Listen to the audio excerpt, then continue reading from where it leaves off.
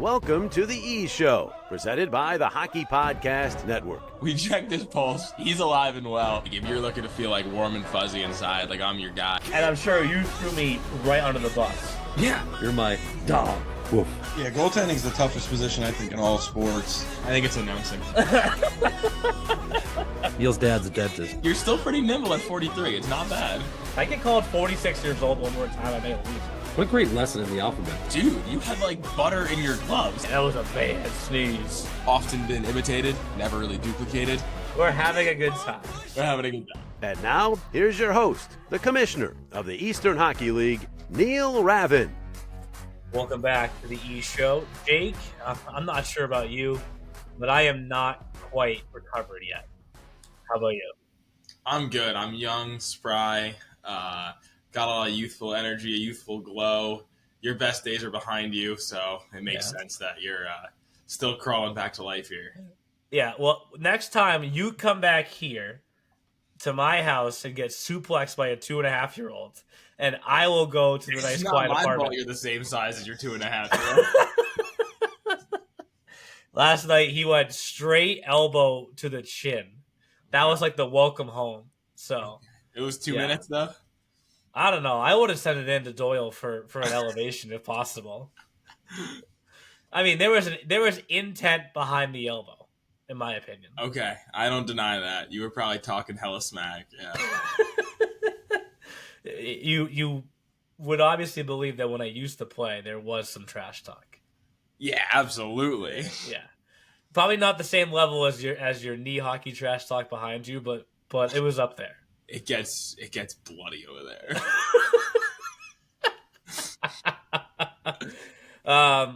I didn't know what you were going to wear today. I had to bring this out, obviously, because of where one of our games took place this past week. So we'll start talking about it now and around the E Show. Let's take a look at what's going on around the E Show. Of course, we just wrapped up the College Series, the 8th year. It's kind of crazy to think that we've now done this event for 8 years. I said it when I was on the air with Dan after the first period against Albertus. Like, what started out as a kind of, I guess you can call it, innocent phone call from Pete Belisle, where I could have said no, right, when he called and said, "Do you want to play us?" has now turned into what it's turned into. I'm not sure. I know how you feel. I shouldn't say that. Disappointing to walk away with no wins this past week, but I still feel like the overall experience that all three teams gained is pretty invaluable, and they'll take those lessons with them for the rest of the season.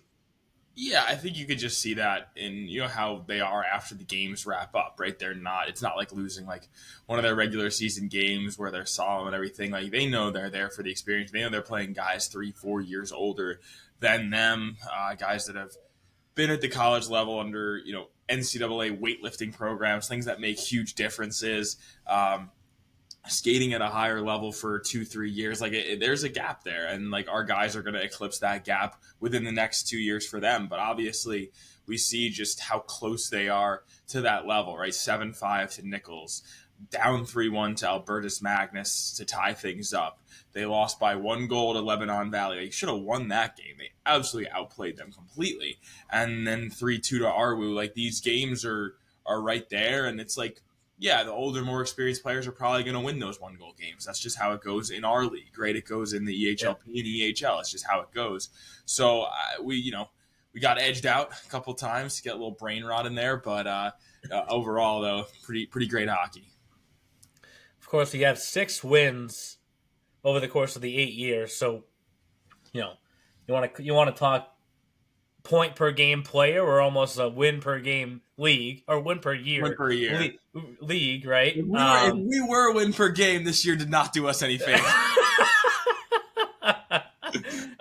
But kicking off the week, obviously we didn't have a podcast this past Monday, just in the midst of all the travel, all the miles that got put on my rental car, your vehicle, Jake. I mean, good for your car. She's been through a lot. So yeah, she's at 84,000 now. Yeah, good old Bathmobile. Yeah, I felt like 80,000 of that was this past week, but I think I counted. It was like almost 1,800 in 8 days, pretty much. yeah, it's a lot. But we got a kicked pit things stop off. at Spirit Halloween too. A pit stop at Spirit Halloween. Of course you did. You already have your costume. You probably have multiple costumes. You're probably like one of those people that goes on those award shows and they have like 3 different outfits for the night. Yeah, You I mean, probably we had to do an outfit change this week because my shirt ripped. I was like a Taylor Swift concert. I walked in one room, walked out wearing something different.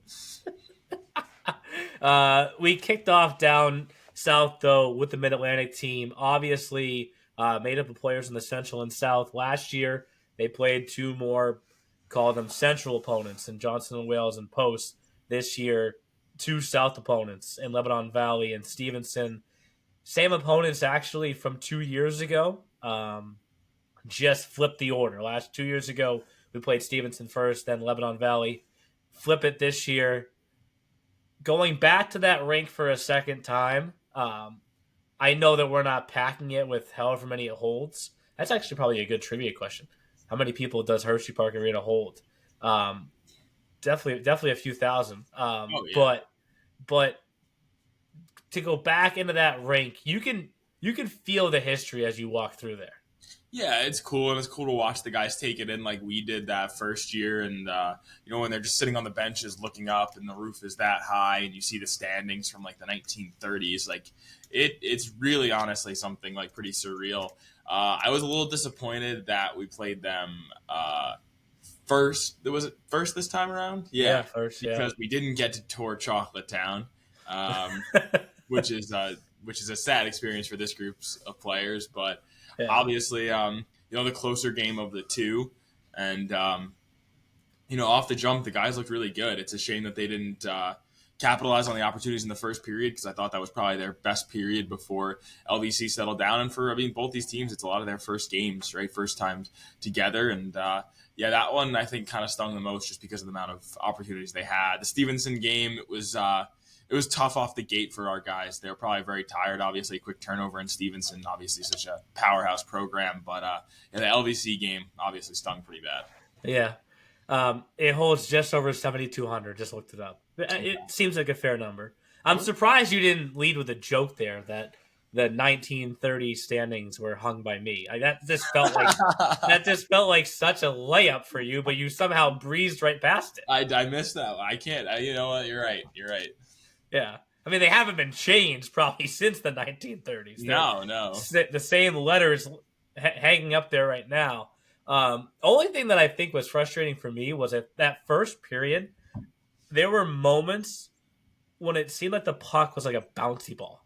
I felt like we were playing on a trampoline that first period. The puck was bouncing like crazy. I think once the guys realized the bounces that the rink was generating, they kind of got their footing a little bit more. But also at the same time, then Lebanon Valley got their legs under them. Because remember, we're a month into the season, and this is their first game.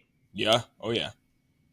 So every coach we talked to, said like we look good against each other, but I want to see what we look like against another team, and we did that for a lot of teams. Yeah, exactly. So I always love the feel though, because you have the locker room there that they give us that leads to a tunnel right onto one side of the bench, but it's the only way to get to the bench. It's so such cool. A unique setup. Yeah, that's probably the best barn that we've been to for this in my life, in my experience. Yeah, I mean, you compare it side by side with the Stevenson rink. I mean, it's just totally different, right? I mean, Stevenson's more like some of the rinks that our guys are used to in our league, with the other half being turf. God, they had a great time warming up on that turf. I wanted to play. I wanted to play so bad, but I was in a suit. I was expecting you to be goalie though. I was like in recess soccer, I was pretty nasty. What episode did we cover that the fact that you didn't want to miss recess? That was a couple of weeks ago. I didn't want to miss. I declined essentially the county spelling bee. That's right. I didn't have to miss recess. Dude, we were playing beat the goalie. My second grade gym teacher, Mr. Salzberg, was running the show, and he was the man. So I didn't want to. I can't. We got it. I could have my priorities straight. I'm just picturing someone throwing the spelling bee to get to recess. I don't think I would have won anyway. Yeah. I wouldn't. It's not my thing. Okay, fair enough. For that team, though, obviously dropping both games, that LVC game stings because of all the chances that were there for the team, but take with them the experience of that game and being that close, but then obviously the Stevenson game and knowing what the speed is like for the team that won the MAC last year, right? Yeah. And kind of bringing that back to your program. I give you credit, Jake. I don't know how you drove all the way back home on Sunday night. Pure love and hatred, little mix of both. I operate at both extremes. But dude, like we obviously got out maybe like a half hour earlier than we thought, and I was like, I feel good right now. Like 1:45 is not the worst time to get in. And I just thugged it out, listened to some good music, talked to the family, and pulled in at Norwood Gardens at 2 a.m. Are you like a singer to keep yourself awake? I'm a belter, dude. It's wild, dude. I will have more trouble. Like I never like have trouble staying awake on the road, but I'll feel more tired like leaving somewhere in the morning than I do like after a long day. Like I was really fine on that ride back.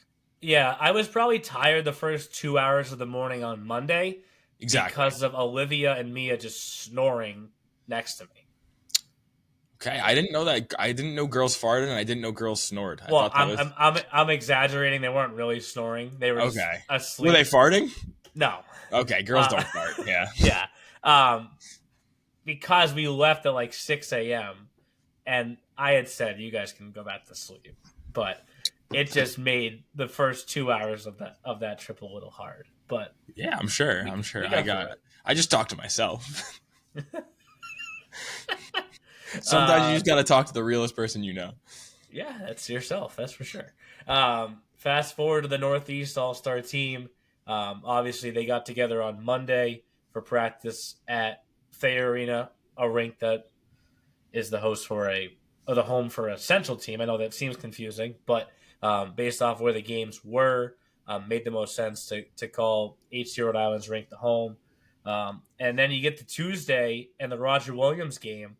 The first takeaway, I kind of knew you'd feel this way, but like, what a campus, huh? Oh, it's beautiful. And I loved like all the run-ins with the old EHL guys. I mean, there were so many of them, which was great. Got to see obviously a plethora of Wizards. Seeing Nick Heaslip was great. Seeing Tyler Branish was great. And I mean, how much did we love Tyler Branish in this event last year? And what he said to me was, he's like, I hope I don't get hurt in the All-Star game again. And I was he didn't tell anybody a year ago. No, he's a gangster, dude. That guy played amazing hockey. It was great seeing those guys, and yeah, the fellas definitely liked the campus. The first place Coach Hall took us was the overview of the water, which was really cool. Everything felt super clean and brand new. But I kept saying this to a lot of the players. Like for me personally, like it was weird to take in so many small schools. I went to a school of 25,000, where like it took you 25, 30 minutes to get from one end of the campus to the other, and we're seeing the whole campus in 30 minutes. So it definitely was different, but I think the guys liked that, and they're used to like being in their small groups and stuff. So I think especially Arwu was one that they really enjoyed. Yeah, the game that night, similar rink in a way to Stevenson, another one of those youth type rinks. Yep.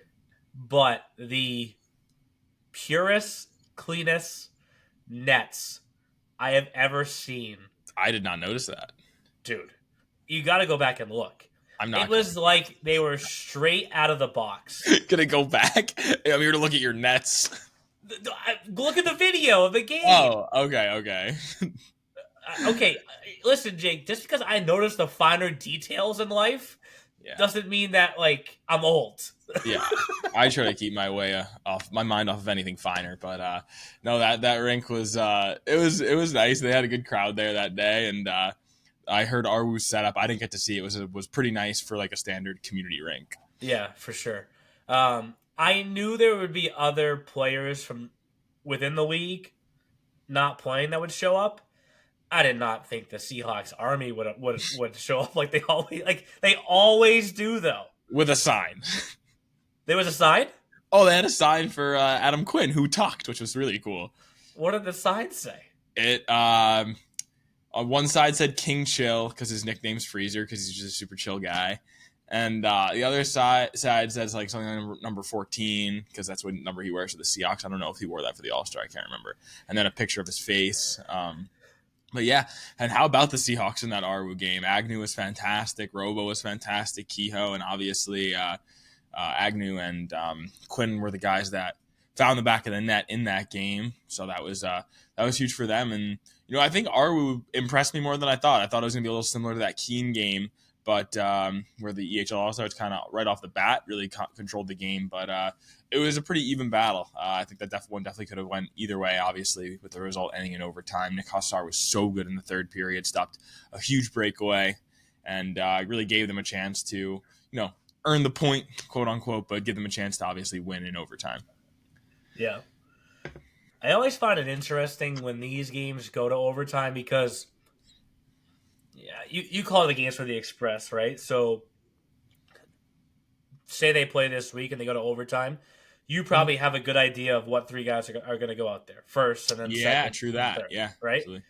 How do you pick for the college series team? Are you? You're a 2 forward 1 D type of guy, also, right? I picked Zach Spikuza, and that might just be it. I'm talking about the 3. You're not going to play 3-on-1. If it's Zach, I don't really care. I mean, he was out there.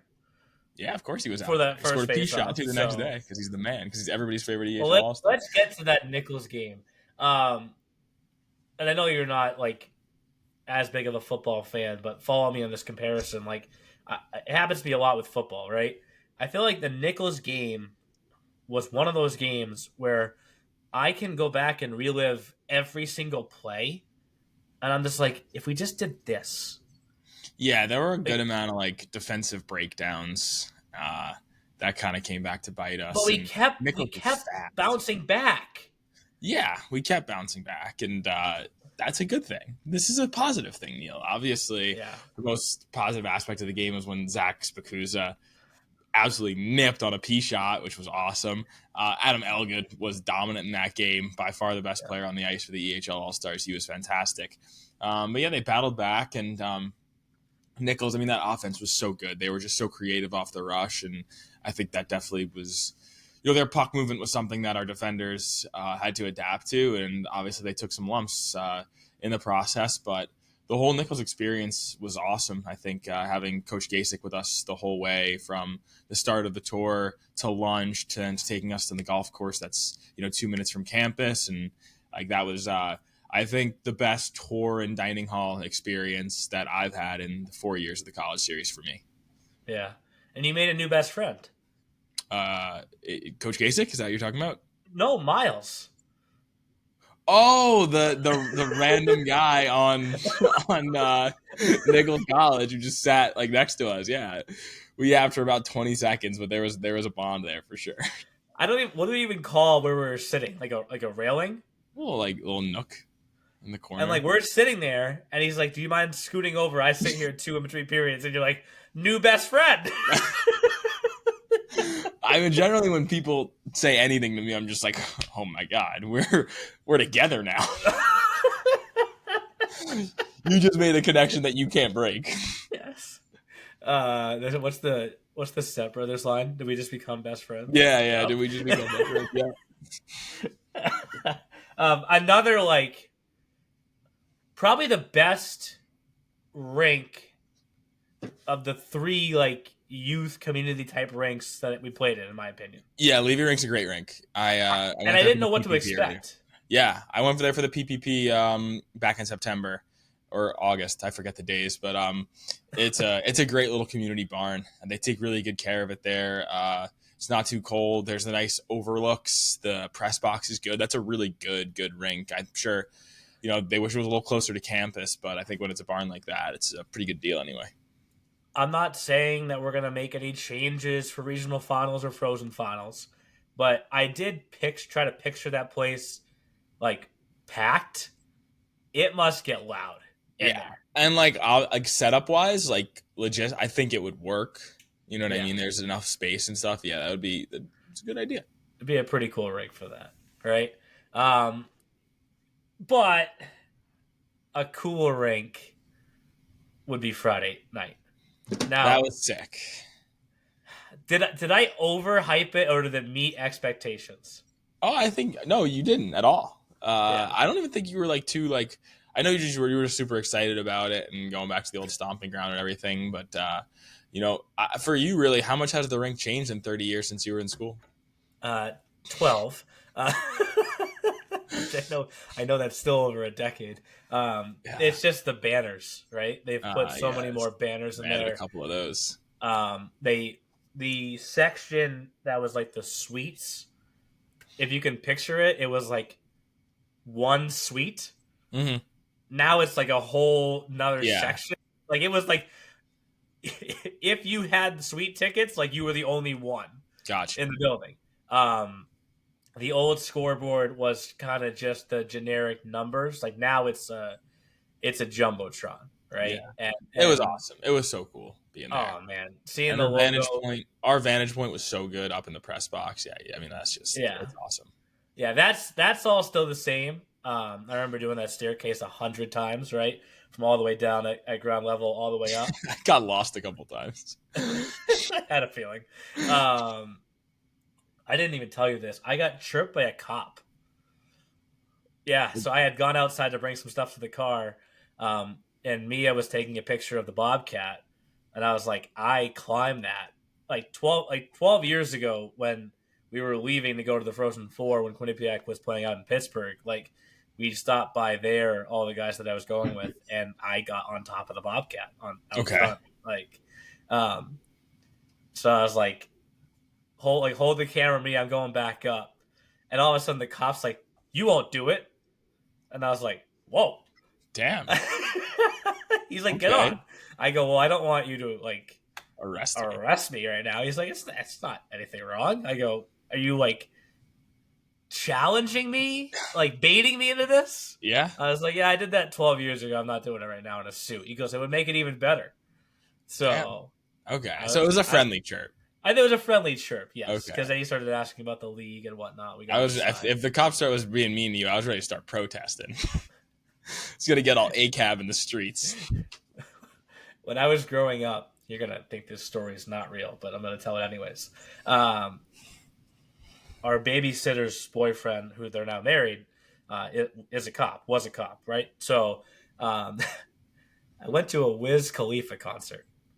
This is the part that you're not going to believe, right? Because he came to Portland, Maine. Okay. I remember going through like the ticket gate. So like, sure. What are those things called? When the turn, like it's like a turnstile. You like walk through and like. Our defense against Nichols, yeah.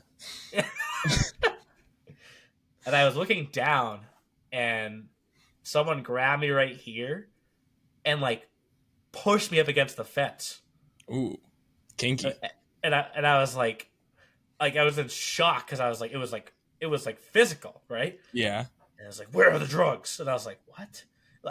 it was our friend or my babysitter's boyfriend. It was a cop, right? So I didn't recognize him. So we laughed about it to this day because I was like, "Not on me, sir." Imagine if he got the wrong guy. Yeah, seriously. But he obviously saw me and I didn't see him, right? Yes. But there's my like 2 interactions with cops. Okay. Wow, only 2? I've been pulled over a few times. I've gotten out of like a ticket every time. You want to know why I got out of one ticket? Here, because this is great podcast material. You're gonna love this one, Jake. What did you do? The cop was like, "Oh, your dad's my dentist. There you go." Okay. No way. That's amazing. Yeah. Wow. Yeah. Keeping the streets clean and keeping the teeth clean. I like it. There you go. Exactly. Anyways, back to the game at Quinnipiac. To be there to be back there was really cool, right? We had put so much into planning that with Kyle Wallach. yeah, to be back there was really cool. And I knew going into it that they were going to be, I don't know, compared to Stevenson, similar, big, strong, physical, and could have some speed, especially Kyle Dan. We'll get to that, right? But to fight back the way that we did, yeah, that would have been a pretty cool one to win. For sure. I think, Coach Torello was really feeling that way too, obviously being back where he played his college hockey and was, one of the best players in that program's history. Yeah. Definitely stung for him too. Stung for the players who worked so hard in that third period. What was it, 2.5 minutes left to concede the game winner, something like that. Obviously, down 3-1, down 1-0 off the rip, right? Like they battled so well and played such a strong third period. The Avs line was obviously tremendous for us. Scotty Moritz and Ryan Kulak held it down defensively the whole weekend. I mean, for that pair to be +1 in the second game is obviously pretty remarkable what they did, and they were so good against Albertus as well. But yeah, I think that one stung, and I mean it felt like each game one, all the players were just like, we should have had that one. We should have had that one. It was like waking up the next morning and going to breakfast and seeing those guys should have had that one. Should have had that one. Like it goes to show just we're right there in so many. Like there's another universe where that's a 3-3 weekend. It's almost a 4-2 weekend, right? Like I'm a little bit more on the Nichols gave us a good whooping. We just got a couple friendlies from the Tendy there. Okay. That's my perspective on that game. Fair enough. The conservative outlook is a bounce or two away from being 3-3. I agree. 100%. Yeah, but to be back there, and I said this in the locker room to the guys afterwards, like, and I know the same can be said for Chris, like so many memories in that building, win or lose, like that was just another great memory to they represented so well. Yeah. And like selfishly to bring the junior league that I've helped, grow to that building was pretty cool, right? So wrap it up Saturday. I think we were as a staff dragging a little bit by the time we got to Saturday. Friday morning was actually really where I felt it. Really? It was after the skate in Simsbury. That was like where I was like, wow, it's starting to catch up. Yeah. I'm still feeling it, to be honest. But yeah, Saturday we get down to Manhattanville. Honestly, another pretty cool historic building also. It kind of gave like location. And it kind of gave a little bit of that, like, maybe it's the time of the year, right? Like that like haunted house type vibe a little bit. Yeah, it was cool. Like, I mean, listen, like, this is not a dig. It felt old, right? It felt like, like historic's probably a better word, but like, it definitely felt like, especially like the lobby area and the exterior. And then you walk into the rink, and the rink itself is like sick. It's all black and red. Like, it felt like it almost had like a Brockport kind of feel where like you're in Manhattanville's territory. Yeah. Right, like that Brockport rink probably felt like the most home ice, but Manhattanville was honestly like a pretty close second there. Yeah. Are you a big Call of Duty guy? No, I'm not a shooters guy in general for games. But you understand, you know the concept of the game. Yeah, I've played before. Yeah. Okay, that, and I'm not a big Call of Duty guy either, but like that would be a pretty cool map. That'd be a sick map, dude. I mean, there'd be a lot of places. You're cooking right now, dude. You should like text the developers. That honestly, like an abandoned amusement park. I don't know if that's like it's not abandoned, that place, but that would be a sick setup. In the winter, it's pretty abandoned. Well, I snuck in. The gate was wide open. I tiptoed. They were like, if you want on the Long Island Sound. We're 5 miles across the water from the greatest place on earth, Long Island, New York. Would you make that swim if you had to? I'm a really good swimmer. I am, and I got good cardio, but I think that probably is too much. Okay. If there was like a jetty like each mile for me to like chill for a little bit, I could make that. But just 5 miles straight, I'd drown. They'd be scooping me up.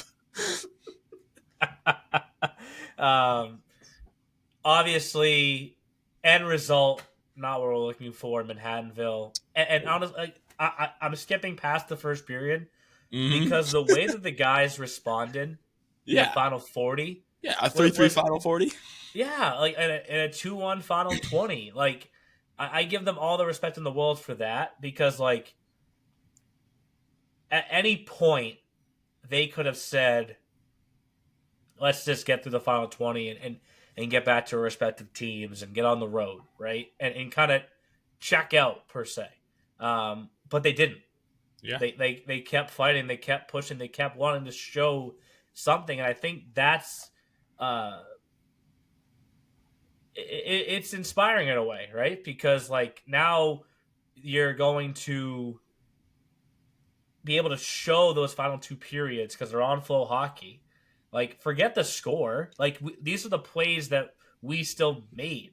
Yeah. Ville still scored 2 goals down the stretch. Absolutely. And I think what, you as a commissioner and what our coaches that get selected to do this and each of the individual players do is they recognize the importance of this event, both in terms of representing themselves for their end goal of playing NCAA hockey, but for the goal of this league is to prove that we are definitely an NCAA feeder. And what Coach Kiernan said to me after the Albertus game is like, no matter like what happens in junior hockey, like this tells me all I need to know about the EHL. And I'm sure you got plenty of texts from college coaches. So I think what we do as messengers for this event, both as a staff and as coaches, is send that message that this is more than just the result of a game.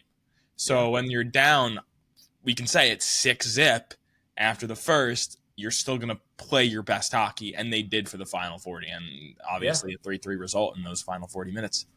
Yeah. And like, I give the kids so much credit for that. And like, honestly, they're all so respectful too with the thank yous afterwards. And not that they wouldn't, but like, I think we left each building in a cleaner locker room than it was when we got there, right? So, do you have like a most polite of the weekend or week award? Does anybody stand out as extremely polite for you? Austin Haldane. Austin Haldane is super polite. Probably. But they all were, right? So, yes. Brody Hernandez. Very fun guy. Like, and not that like I need that, but it just it gives you that extra sense of appreciation that goes a long way. Jaden Jones too. Yes, extremely polite. Also, shout out to Nicholas Malley and Tyler Alfano for sticking with us despite being hurt for the whole All-Star series, supporting the guys and watching the games with us. I mean, those two guys are also some of like the best people that we've probably come across through this event. Yeah, I would agree. So, obviously, would have loved to come out of that week with a win, maybe 2, 3. I'll even say it, Jake. I think 4, but you say 3. Fine, conservative. Yeah, that's true. But still a great experience for everyone that was involved, and obviously proving that we could play at that level. I looked up some of those Manhattanville players. They're 24, 25 years old, right? Mm-hmm. No one in our league has turned 21 yet, right?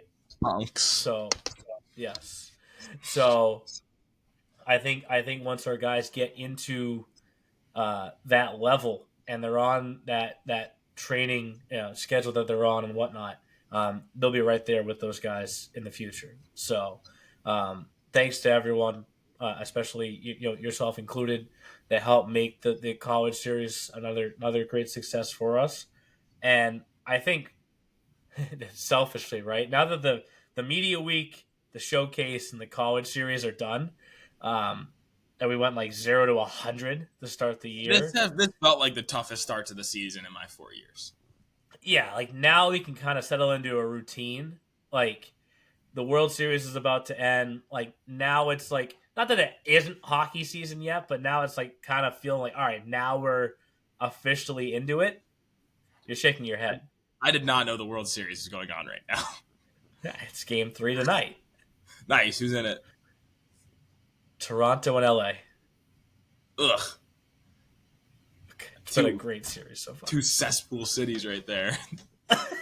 Anyways, you kind of get a chance now that we're flipping the calendar over from October to November to get more into like that week to week routine, I guess, if you will, for the EHL and EHLP. And yeah, I know there's some teams that have played, as many as 9 or 10 games so far. Bears have played 12 already. But it still feels like now that event's behind us, now to me it's at least full systems go. So looking at the EHL first, who are you looking? What team? To circle a team that now that we're flipping over to November has your attention the most. As fall really kicks off here, it could be someone that's off to the best start so far. It could be someone that was getting hot going into the college series. One team. HC Rhode Island. Okay. Yeah. Because? Oh, I should expound on that. Yeah. I think we've talked about it. This is probably the best HC Rhode Island team that we've seen since they debuted 3 years ago. Obviously, they have a good gap in that Central Division right now. I expect Providence to improve pretty significantly as this year goes on, as they pick up a couple more pieces and just get guys more used to this league and stuff. But I'm curious if HCRI can maintain this start. Having such a young team is probably going to be a long, physically demanding season for a lot of these guys, maybe something they're not used to prior. So I think they're super talented, they're strong, they're fast, they're hard on pucks, and I want to see them maintain this momentum. Yeah. Do you want me to go also? No. Yeah, absolutely. Seahawks. You want to talk about best start to a season a team has had? You can't say the same is not there with the Seahawks. Obviously, only played 8 games so far, so they're kind of actually on the lower end of the scale for total number of games played. Yet still, they're 5th in the league overall standings with just 1 loss so far in the year. Those 4 forwards who are on the Northeast All-Star team who all made an impact. And I know we talked a lot about Bouchard too.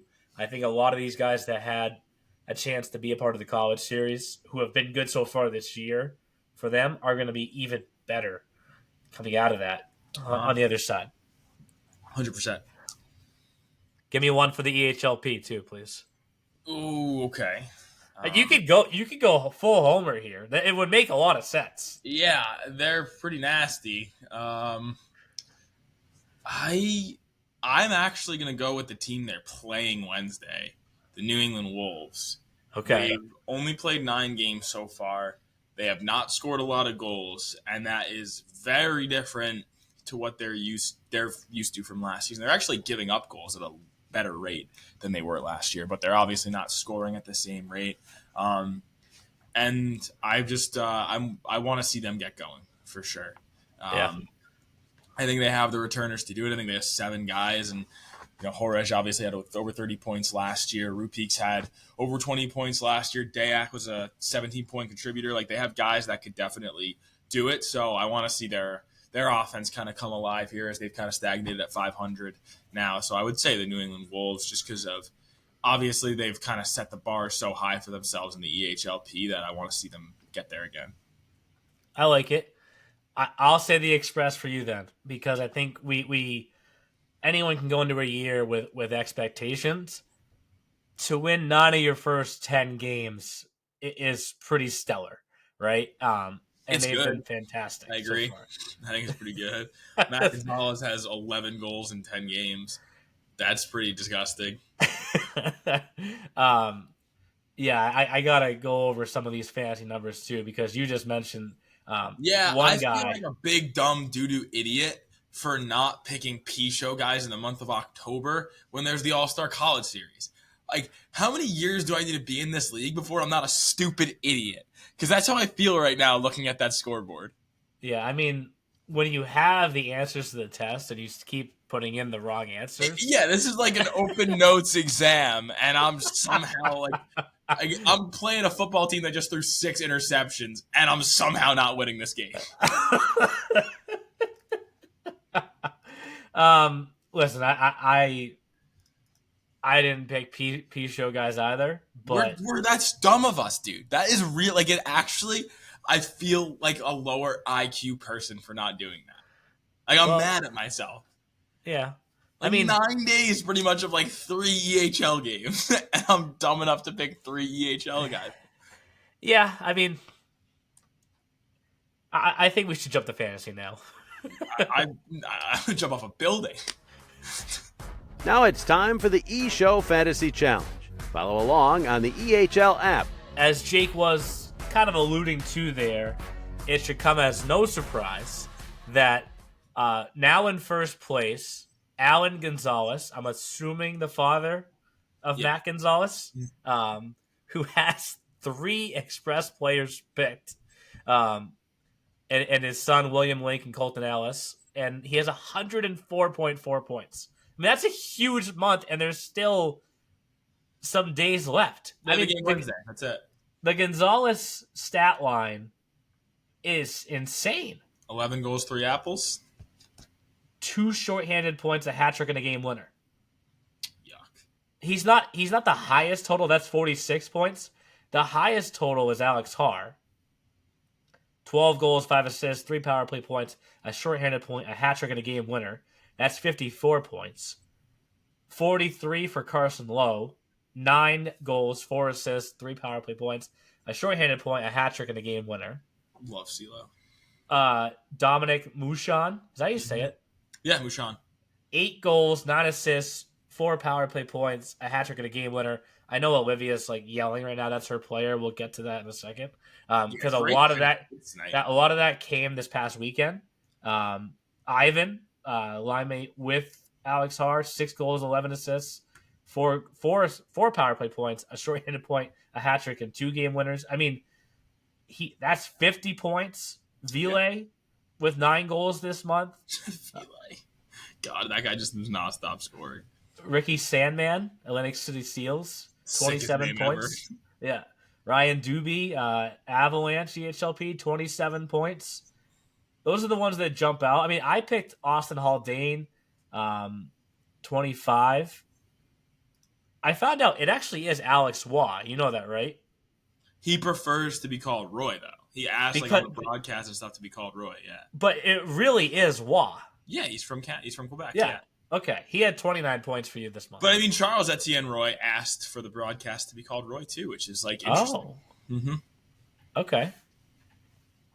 I mean, those are the forwards that really jumped out this month. On defense, he must pronounce it Bowen Miller, right? Mm-hmm. All right, he has 26 points. I mean, 3 goals, 5 assists, 4 power play, a shorthanded, and a game winner. I mean, that's sick from a defenseman. Jack Napieralski with 2 goals, 10 assists, 5 power play, and a game winner. Jackson Guimont, speaking of, Express EHLP, 4 goals, 4 assists. He's the man. We mentioned Will Link is on Alan Gonzalez's team. He has a big month, 26 points. Ty Simonet. Like you said, Napieralski, man, that's insane. 32 points with D is wild. Ty Simonet, maybe the best player for us in all the college series. He has maybe the best player in the league. Yeah, seriously, 25 points. So plenty of D that have kind of jumped out also. What I will say that I like about this year's fantasy so far compared to last year is we have a few goalies that have obviously stepped up, but no one has exploded like last year. Like last year was like, all right, you got to pick Koenig, you got to pick Wickens, and those are the guys that are going to really make just a ton of saves for you. Right? I mean, Gerard, there's guys that are in the 30s, Mitch Stanger, Nate Metcalf, but no one up in the high 40s, 50s, I guess you could say. Yeah. Like we've had in the past. So, Alan Gonzalez in first place, Mitch Stanger in second place. Justin, who has Dominic Mouchon also, is in third place. Where would Justin be if Nicholas Malley didn't get hurt too? That's a great point. And then, again, that's the risk of, for those that don't know, if you want to switch out that D for somebody else, you can, but then the total goes down to 0. I remember when I found out about that on the air after I switched to somebody. So Yes. So Jake did pick Justin to finish first of the staff. We both picked other interns to finish first. Yet Madison is out there cruising in fifth. Yeah. Olivia's up to sixth. I mean, 26 higher than the next intern. where am I? You're 30. Yeah, there's a clump of us at 30. You wish you were 30 though. Listen, Jake, if you want to chirp somebody, tell Miles Kid I'm ahead of him. Miles. Missed that guy. And your brother. Yeah. Hey, my brother should have 4 points from his D, not 2. So Mikey should be in 41st place. Okay. Rigged. I only have one assist. Is there a stat change I missed? Probably after a game, yeah. Okay. There you go. Well, if you want to keep the chirps coming, Jake, you can chirp Doyle. He's in 59th place. Yeesh.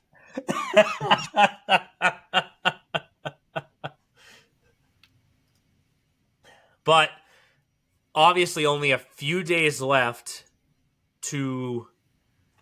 And this is where I'm going to kind of counter your P-show comment, because there aren't that many EHLP games left before the month ends on Friday. Fair enough. Right? So some of those that are at the top of the standings don't have those players playing again. Yeah. Dominic Mouchon doesn't play again this week. Ooh, Justin is not going to win. So I'm not saying that you're out of it, Jake, but you have to have a big week this week. A really big week. I love my team. I don't regret anything about this group. They're a great group. They're all stars. And I love Tad. Who doesn't love Tad? Yeah. Well, for Alan Gonzalez, he's hoping for a big day Wednesday, because Wednesday is like a clincher for him. Yeah. Basically. If Matt Gonzalez does Matt Gonzalez things, then he's in good shape. But yes, they might go. I don't know if they're going to go to Kieran Humphreys in goal. They've been going back and forth, so he might not get a start from Cole. Oof. So there's a very good chance that he's only going to be relying on Link or Gonzalez. Maybe only one of them, but yeah. So, we'll see. Well, obviously, I shouldn't say we'll see. By the time we record our next podcast a week from today, we'll have an October champion crowned. So, and there's like no time to waste here before November starts. So we're going to be getting things turned over very quickly. So if you are not in the top 10 and already looking ahead to November, November starts Saturday. I mean, that just seems weird to me that we're already into November, but you can be getting your picks set for Saturday, or for the start of November, I should say, and it's a clean month. And there's no college series. Yeah, I gotta put pen to paper here. Well, let's put pen to paper now, then, with games to watch and what to watch for. And now here's what to watch for in the EHL and the EHLP. With the college series now over, it's like I was trying to say before, we're kind of back into like full systems go for both the EHL and EHLP. So I'll let you lead off again, Jake. Is there an upcoming EHL matchup this week that just skipping through the days has your attention? Wizzies Seahawks tomorrow. Absolutely. Right away. Yeah, but my real what to watch for is Bruins Islanders tomorrow night, where Matthew Schaefer's going to light up the city of Boston. What did you say to me during the college series? Like, what would I give you if I could get Matthew Schaefer to play in the EHL? You said a team. Yeah, I mean, the offer's there, but okay, like I don't think he's coming. Okay, you'll see. He'll be the seventh defenseman for the Express on Thursday. Double down with the Seahawks, as I said it earlier. That they're a team that's caught my attention so far, and a big one for them on Saturday up in Laconia against the Wolves, who are also off to a flying start to the season. So that's a big boy matchup on Saturday night. Good hockey. EHLP, is it Wednesday because of Alan Gonzalez? Yeah, why not? Dude, it's really funny. I did not know about that game until Keaton Sterling told me yesterday. And I was like, at the end of the broadcast, I was like, our next game is apparently Wednesday at 3 p.m. I don't read Commissioner Rabbit's emails, but that is now on the schedule. So I just found out about that game. I've been prepping like a dog this morning for it. So, yeah, I'll go with that. Express Wolves at the Caddy, 3 p.m. Wednesday. Okay. I'm going to go Union versus 87s on Friday. Looking at this year's Mid-Atlantic standings, not to downgrade guys from the past, but the 87s have been kind of the lead dog the last few years, obviously defending EHLP champions. And two teams from that division are going to go to the regional finals, right? If it's not the 87s, a great year so far for Union. Look at Saturday, too. This is kind of a cheat of me, but the Bears playing AC once again. I mean, you can make the case for any of those four teams right now. That division is wide open. Yeah. That division is wide open. I mean, the Huntsmen, I think, are right there as well. They've been playing in a lot of tight games. But especially in the top four, with the way the Bears started, they did not have a good showcase. Now they're back within the top three of that division. They're a good team. Yeah, for sure. So if you don't make it out to any of the games in person this week, as always, tune in on Flow Hockey because Jake will be calling games, whether he reads my emails or not, starting on Wednesday. And don't forget, we flip over from October to November right away on Saturday. So get your picks in. If you need to stay up late on Friday to get your picks in, you gain an hour of sleep on Sunday. Oh, it's one of those things. Yes. Okay, I'm going to make my mid-fall resolution to start reading your emails. I'm going to do it. I'm going to make a change. God, is this the clip of the week right now? I'm going to do it. It's a good thing. Are you posting the picture before we sign off? Oh my God. Dude, I'm posting the picture, dude. For those that don't know or didn't or missed the picture from the first showcase, Jake and I will be posing for a picture at the end of every event this year. And let your imaginations run wild. There's this year's picture that is going to be going up here soon. I'm going to post it right now. Perfect diving. Capture. All right. We'll talk next week. Thanks for listening to the E-Show, presented by the Hockey Podcast Network. Learn more about us at easternhockeyleague.org and follow us on all of your favorite social media platforms. Also, be sure to subscribe and get notified when our next podcast episode is released.